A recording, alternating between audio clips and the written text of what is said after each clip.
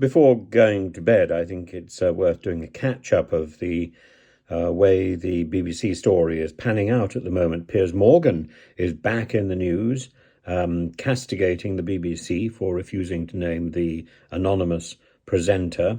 Piers Morgan, that epitome of solicitude, and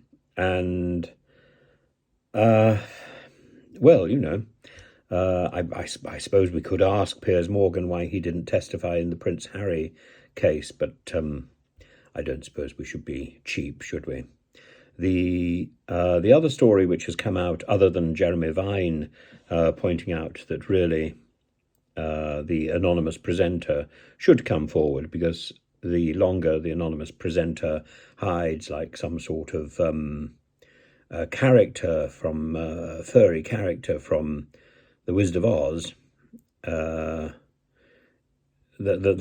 longer he hides from the media in cowardice, the more likely it is that other innocent people are going to be assumed to be the person who is indeed that anonymous presenter. And speculation is no longer rife anymore. Nobody really cares, I think, and I think nobody should care, because the real problem is the BBC. But there's a story now which the Sun is putting out that the anonymous BBC presenter at the centre of this sex scandal broke the COVID lockdown in order to travel on public transport to meet his assignation on February the 18th, 2021, when the public had been told that they could only travel for work. And the BBC's star apparently went round to this person's house. I was quite shocked, we're told, that he broke the rules to come and meet me because of who he is. I was just a random person online, one of many random people, no doubt, online. I'm sure they're lining up to tell their tale. But the longer this takes, the more it's going to the more it's going to throw up.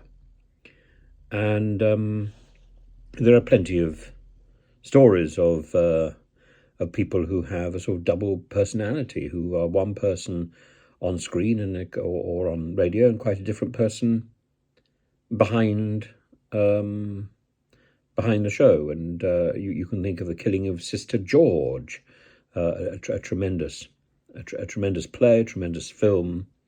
You can even think, I suppose, of that great moment in Who Framed Roger Rabbit, when the cartoon at the beginning stops and you see just how vile baby Herman actually is. The difference between the on-screen persona and the off-screen reality can be quite striking. Jeremy Vine says, I'm starting to think that the TV presenter involved in the scandal should come forward publicly. These new allegations will result in yet more vitriol, nice word, being thrown at perfectly innocent colleagues of his. And the BBC, which I'm sure he loves, is on its knees with this.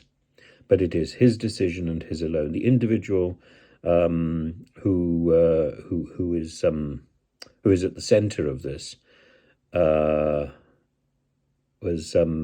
has of course denied that anything inappropriate happened. He's done this through a lawyer, a very expensive lawyer, who may of course be acting pro bono, and equally he may have been paid by somebody who has enough money to hire one of the best lawyers in London.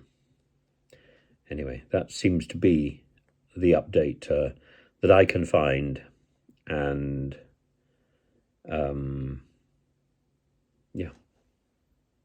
it just doesn't look good.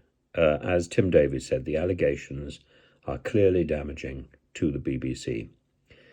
I think the allegations are damaging to the BBC, but the way the BBC handled this and the and the failure to explain the 7 weeks.